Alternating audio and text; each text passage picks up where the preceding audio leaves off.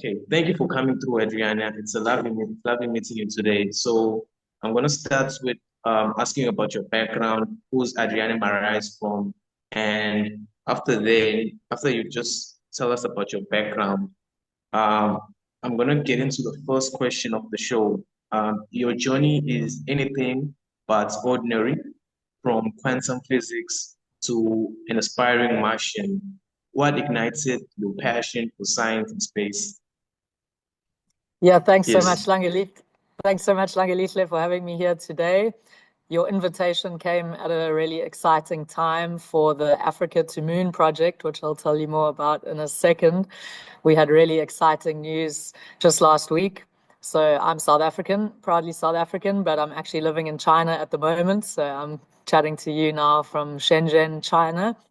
I will be back in the SA from September, excitingly, to continue spreading the news and growing our collaborations and our networks. So I'm grateful for this opportunity to share the news now, hot off the press, with you and your audience. So before we get there, yeah, I'm South African, born in South Africa, in the Eastern Cape, actually, grew up in KZN, went to university in the Western Cape, back to KZN, anyway, all over SA, let's say. And I always had a passion for learning and especially a passion for exploration, which for me meant, all kinds of adventures, but in particular, this beautiful, mysterious space that we see all around us in the night sky. So I dreamed since I was a child, for some weird reason, of exploring other planets. But, growing up in South Africa, many of us may think, well, first of all, humans are not yet exploring other planets, no humans. In fact, the last time we went to the moon was in 1972. That's to say, American men were last on the moon in 1972. But for anyone out there today who has that similar weird dream of exploring other worlds, this is a really exciting time to be alive because both the US and partners are planning to put people back on the moon, and China and Russia and partners are planning to put their first astronauts on the moon by 2030. So with all the recent developments in the US, we don't have to go into that. It remains to be seen who will get there first. I'm sitting here in China, so I think you can guess where my money is. But yeah, it's an exciting time to be alive for space. So I studied quantum physics because actually South Africa didn't have an astronaut program at the time and still doesn't. So I thought, okay, let me do physics. I became interested in quantum physics. Then I became interested in looking for life in space and actually looking for the molecular precursors of life in space as like a clue of where life could form or whether there is really life out there. And at that time, I met Carla Sharp Mitchell. So Carla Sharp Mitchell works at the South African Radio Astronomy Organization, which is responsible for building the South African part of the SKA in the Karoo. And I was asking her if we couldn't use the SKA data to look for these building blocks of life in space. So Carla and I became friends and started chatting about many things. And so I joined her Foundation for Space Development Africa almost 10 years ago. So the flagship project of the Foundation for Space Development Africa is the Africa to Moon project. So Carla had this idea to put a radio telescope on the moon to do science that's not possible from the surface of Earth. So us dreamers were thinking about how to do this. Carla's idea for many years, actually more than 10 years now. And then when was it, 2023, we heard this exciting call. The Chinese National Space Administration put out a call for basically free rides to the moon for people's scientific instruments. So not a free ride to the moon for a person. Actually, our weight limit is 15 kilograms, like 15 kilograms. So I don't know anyone who can go on a diet to get themselves down to that mass. So it's a telescope, not a person at this point. 15 kilograms, pretty extreme conditions. So we applied, and our Africa to Moon project last week was announced accepted on the Chang'e 8 mission to travel to the lunar South Pole in the next few years. So it's our responsibility here back in South Africa and across Africa to gather the team, to gather the engineers, to produce this telescope, which we will then ship to China for launch to the lunar South Pole in 2028 or potentially 2029. So China has been really successful at exploring the moon. We are confident that this is a great partner to work with. China's been really generous and in a true collaborative spirit has reached out to countries all over the world to contribute their equipment or instruments or payload to these missions. And we've seen a range of other countries also announced to be joining with our payload on the Chang'e 8 mission. Countries including Iran, Pakistan. Russia is also a partner on the base, partnering with China. So, yeah, a range of countries that are maybe not have such a long history in space exploration, but like up and coming participants in space exploration. So, China, I think, has really got a great collaborative spirit to enable this kind of thing.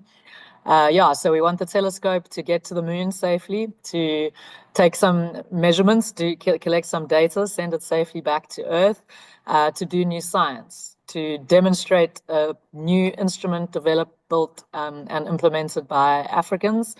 And furthermore, we want to inspire people across Africa to, aim for the stars. So we don't only need to, mimic what other people are doing in space exploration. We want to demonstrate a world first. So that's our goal, also to inspire dreamers, whether they're scientists or innovators or artists across the continent, that Africa should also be standing up there, achieving world firsts. It's amazing, just to think about the collaboration of the BRICS. Is it a collaboration in terms of, because it's a BRICS society, it's South Africa and China? Is that why the collaboration initiated in some way? Yeah, not explicitly, but I think China and South Africa do have a good relationship also because of BRICS. So yes, I think this focus of economies outside of maybe the traditional world leaders or the traditional leaders in space exploration is happening. So I think it's an exciting time for other countries to participate, improve their capabilities. Especially with the interesting times in the US right now. It's a great time, I think, to collaborate deeply with our neighbors in Africa, with countries like China, with South America. In fact, we'll be hosting a Peruvian instrument inside one of our instruments. So we're really collaborating with China on the one hand and also Peru on the other. So I think it's truly demonstrating the power of collaboration. It's amazing. So in terms of your journey, right? Told us you've been in South Africa, been into different environments. Like what ignited your passion for entrepreneurship and it actually combining with your scientific research and stuff like that? What ignited that goal? Because most people are saying, okay, you shouldn't go to school, but it's a myth. You shouldn't go to school. You shouldn't go to university, but you have to have the capital or the know-how. You can't just sit in board meetings with with nothing to hold on, because I think it's very important to start having conversation. Okay, I have this, to use for us to have a conversation with the venture capitalist or someone of significance who can produce or to send viable funds to my project or something like that. So how do you find education so important in today's day and age? Yeah, that's a good question with lots of questions in it. Let me think. Like a simple answer to that whole question would be you need a dream or a vision. And then people might think, oh, but I don't have that dream. I don't have that vision. And I'm telling you, you do have that dream and you do have that vision, but maybe you forgot it or maybe you didn't discover it yet. So let's start with that. Then let's remember that when all of us are children, we are always curious. Think about the kids that you know, they're always asking questions, they're always wanting to go places they haven't been and explore, basically. So I believe that humans are curious and humans are explorers.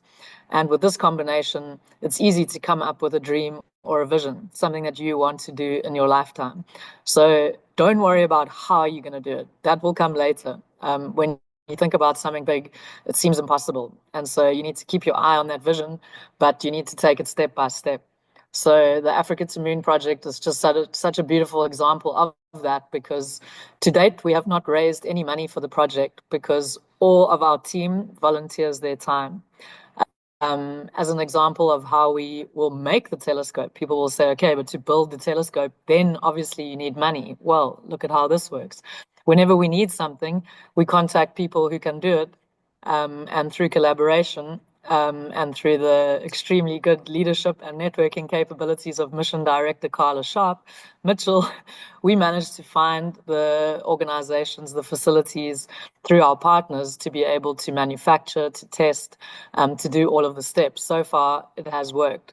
So how do you send a mission to the moon without billions of dollars? Well, Africa to Moon is a perfect example, through collaboration, through people volunteering their time, volunteering their facilities, volunteering their laboratories, etc., whatever we need. Everything has been volunteered so far. This is possible. And Africa to Moon is proof of that. So, I always love learning because I'm curious. So for me, it was natural to study at university because I love studying. But I agree that a university degree is not necessary to do what people want to do in life. For some people, they enjoy studying, so then they should try hard to achieve and get scholarships. I got scholarships to study, so I didn't necessarily need the cash to do that. If you work hard, you can find the money to pay for your studies. But if studying is, maybe not your top passion, then I would say you still need to focus on something. And, you in your final year of geology said, so we can talk about mining the moon maybe a bit later in the conversation. Um, but I think having access to internet is one example of a tool that can be used to achieve amazing things. You don't need $1 billion to become like a viral YouTuber or someone sharing a positive message that reaches people that you don't even know what the impact is, for example, in the conversations that you have. So you can inspire others and achieve dreams at the same time, just through a simple tool like the internet. Um, so I think, yeah, we need to go back to how we were as children. Maybe your dream or your vision lies there. What questions or what passions drove you when you were young? Maybe you forgot about them. Or maybe you didn't discover it yet. So then I would encourage people to really follow your heart, is the cliched way to say it. But like when you meet someone whose ideas excite you, like follow up on that. When you attend a talk or a lecture or meet someone or watch a video online with someone who inspires you, then follow up on that. That feeling that you get is actually like some kind of guide towards what could be your passion or your vision. So I think too many people put things the wrong way around. Like first they want to get the money or first they want to get the degree, even though they're not really passionate about the money or the degree. That's the wrong way around. First, you need to find your vision and your question and your goal and your adventure, something fun. I mean, gosh, let's be fun in this life. We only have one. Let's focus on things we enjoy doing. I love science. I love space. So, okay, for me, it was natural to do that. But people must find their passion, find what they enjoy doing, then find other people who are like-minded, who are inspiring, and who maybe have been on the planet longer than you and have achieved more and can have advice for you. It's possible to reach out to people. I think especially like university lecturers or professors, for me, you think, oh, this person probably won't reply, but a lot of the time they do reply. So don't be afraid to reach out to people, whether you've seen them online or met them at some event or something like that. I think just keep networking, keep relying on the people around you, that you meet to help you forward on your journey. And remember to have fun. And the easy way to do that is to do what you're passionate about. You mentioned a great, you mentally prepare for a mission that could be one way. Yeah, nice question. So for that, I would again look back in history, not to childhood this time, but in human history. And so if you look at your parents or your grandparents or your ancestors from 100,000 years ago, guess what? They would not have been living in the same place that you are living now, most likely. Maybe there's some exceptions. Our ancestors have moved around on this planet since humans emerged on Earth, right? 200,000 years ago. The theories are that, probably in southern Africa, the first Homo sapiens walked the Earth. So since then, we have walked around. We have like made dugout canoes and somehow made it to Australia. The Aboriginal people in Australia have been there for around 60,000 years or more. Those people came from Africa somehow across the ocean to Australia. Those were the first original humans to leave Africa for Australia, the Aboriginal people of Australia. So wherever we look on the earth, there are people who have traveled great distances, and many of them didn't come back. And they established ways of life there that may have been different to the place they came from, different environment, maybe different cultures that emerged because of the environment and the specific group of people that went there on foot or on horseback or however they got there. And so I think one-way trips are actually a much more natural part of our human history than we may imagine.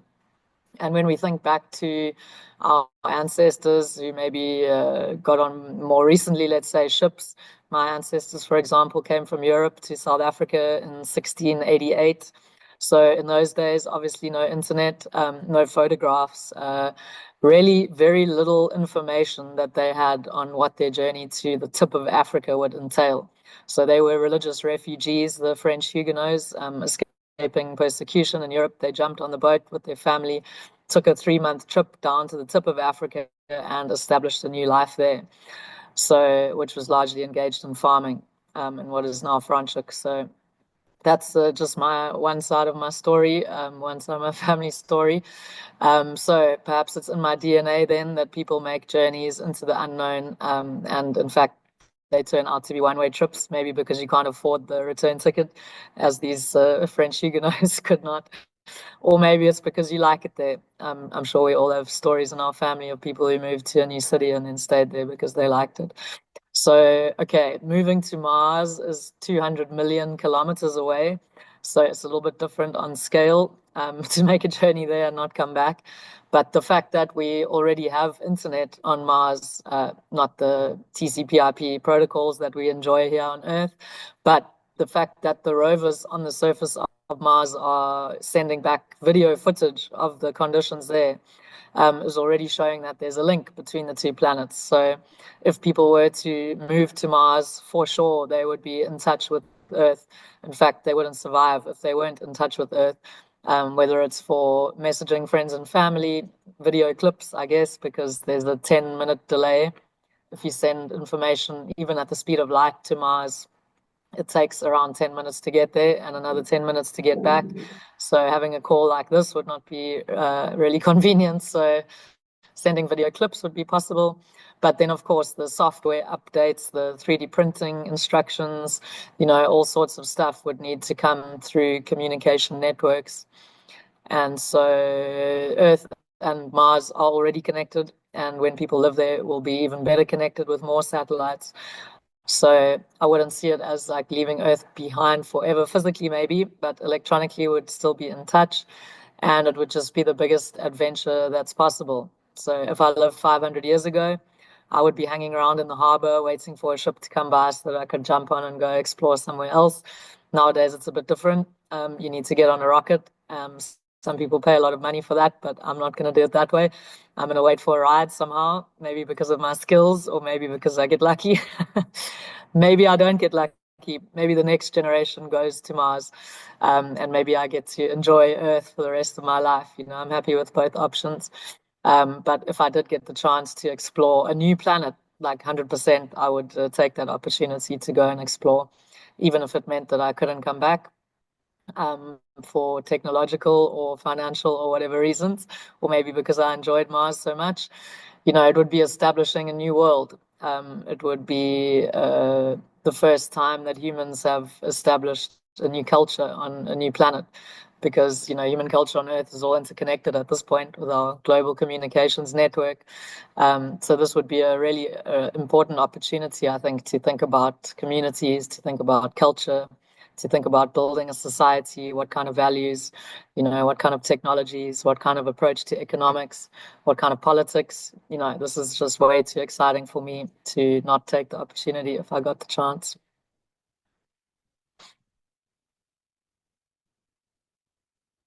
Thank you so much for that, because I see you as one of those Elon Musk creation from South Africa, or those people that just pivots, just think outside the box, and you're just wondering, like,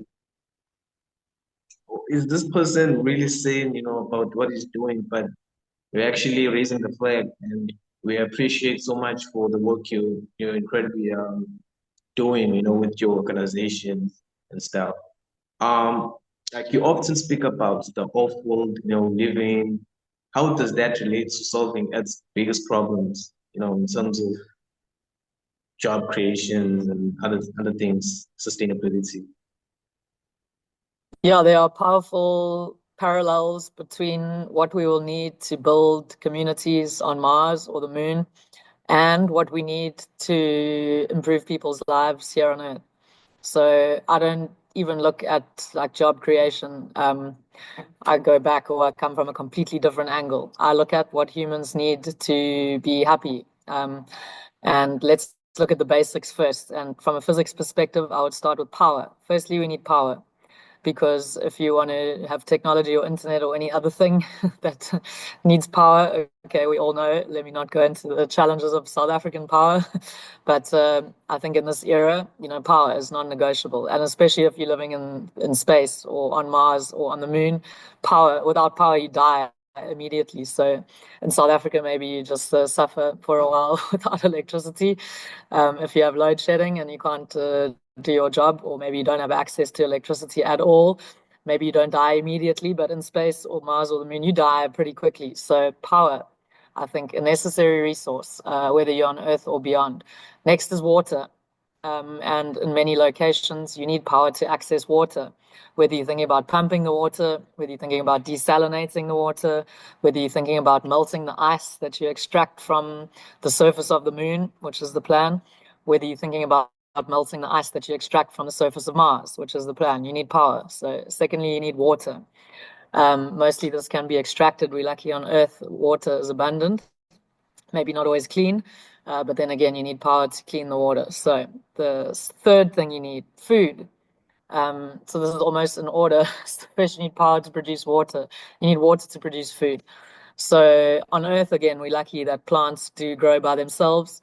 And so I think whether we're thinking about vegetable gardens or greenhouses or indoor precision farming, that remains the same. I think we need to be more responsible for our own food than we have become lately, relying on, buying food instead of relying on growing food.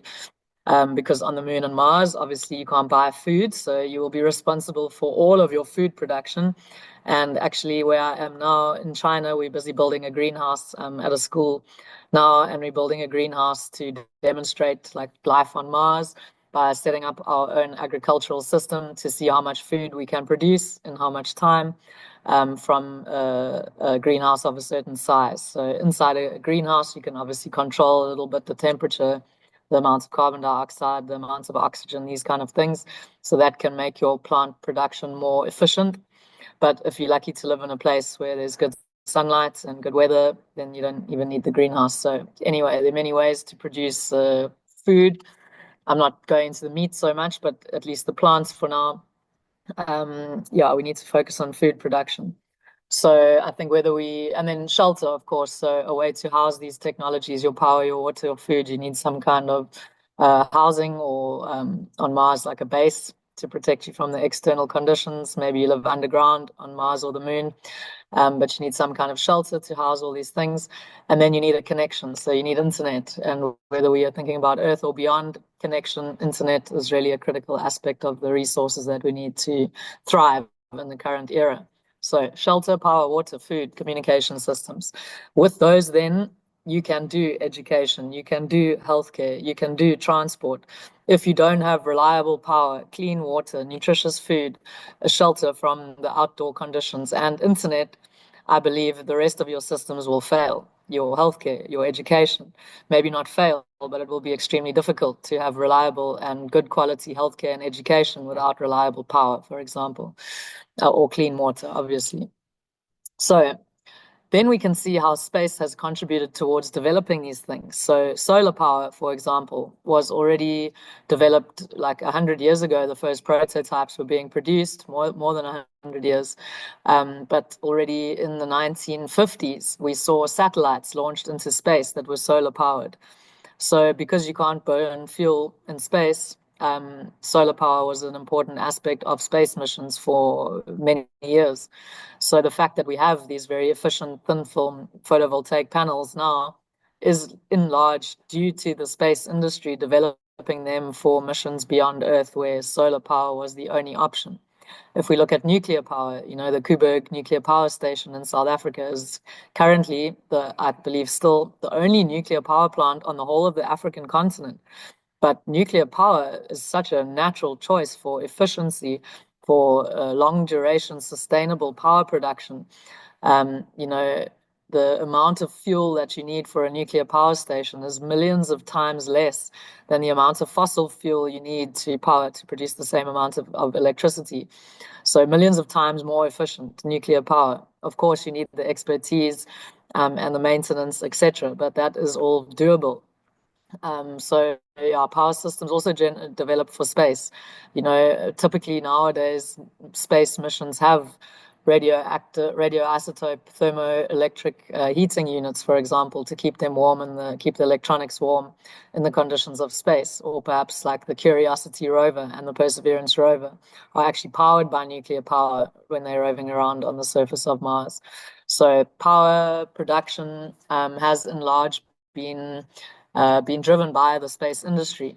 When we think about purifying water, actually a lot of water filtration systems were developed for the International Space Station because the people living there, although there are only 6 of them, the challenge of providing them with water, you can't launch all the water that you drink from Earth to the space station. It's too expensive. So they're like recycling their water in there.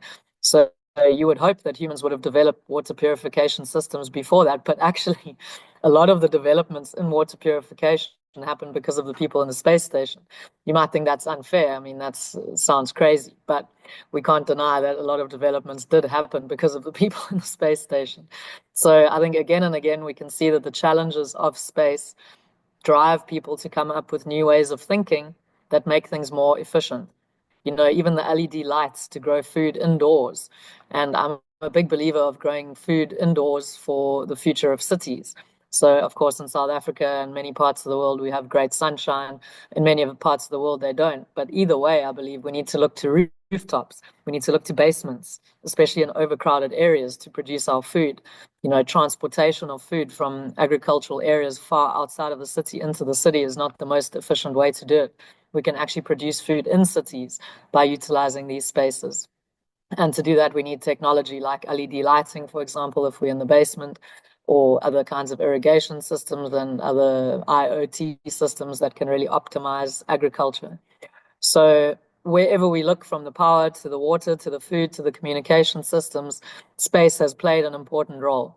So what next, we might ask? Well, living on the moon, which if everything goes to plan, we will be doing. I say we as in all humans, because some of us will be going to live there by 2030, if the plans stay on track.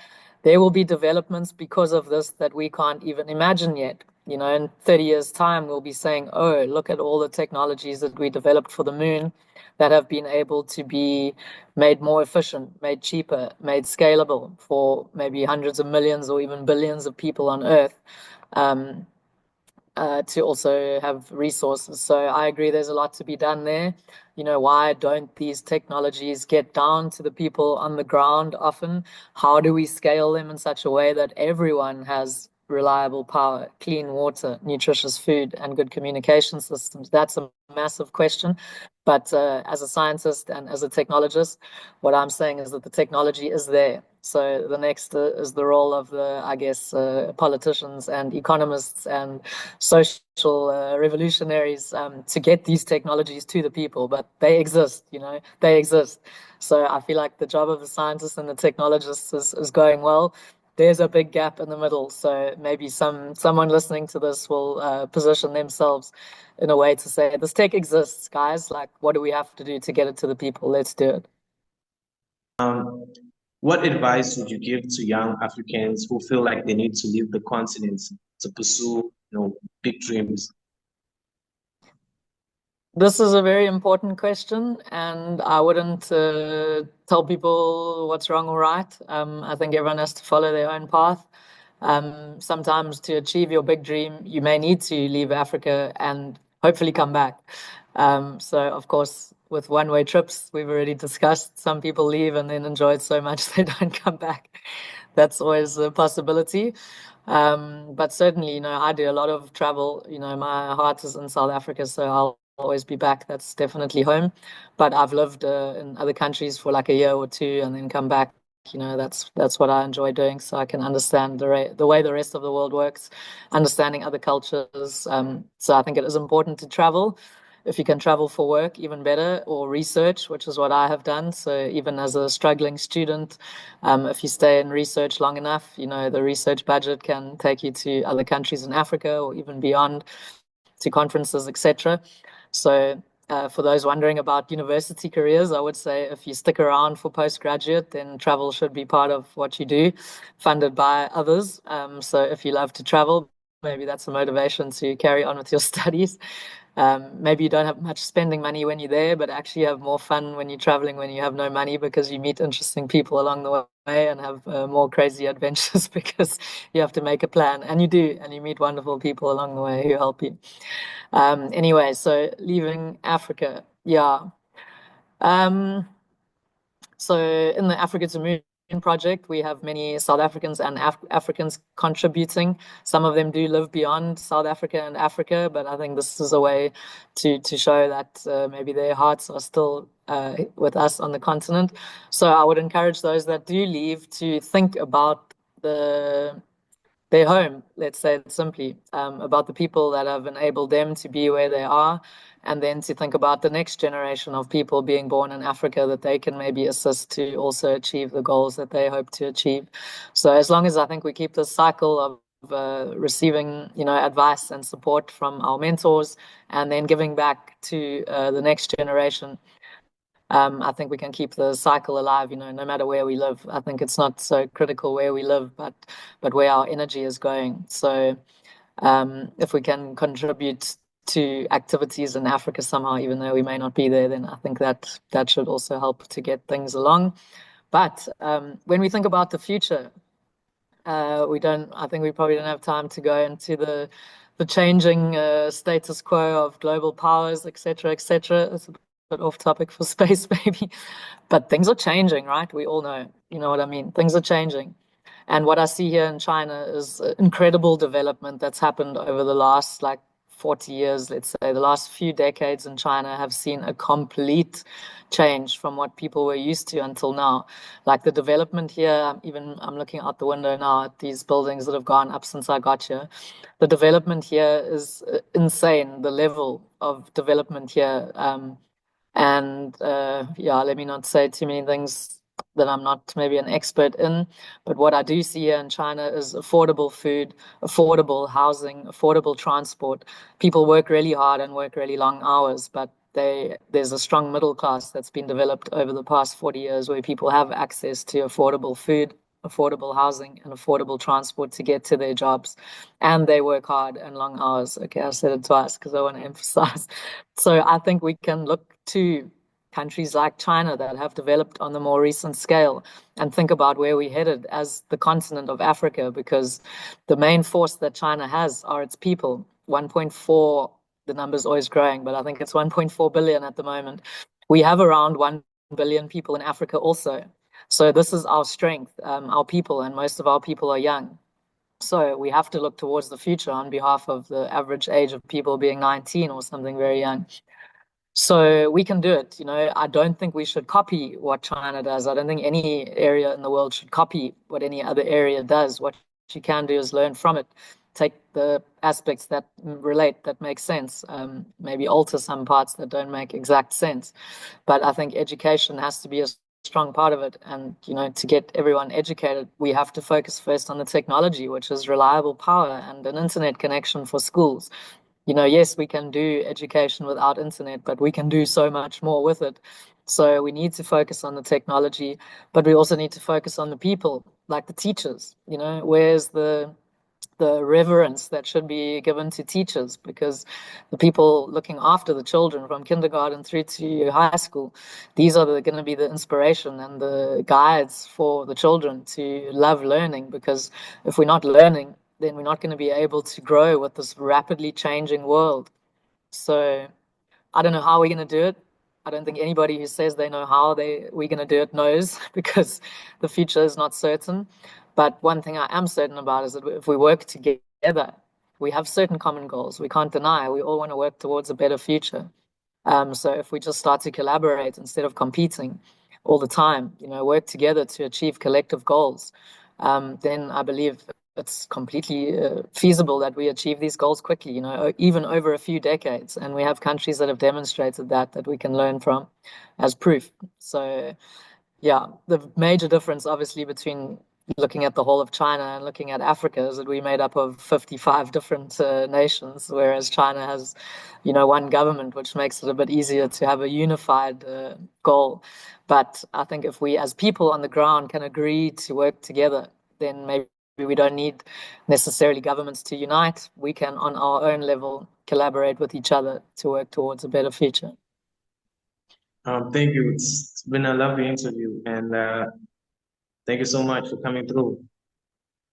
But can I ask you one question before we leave? So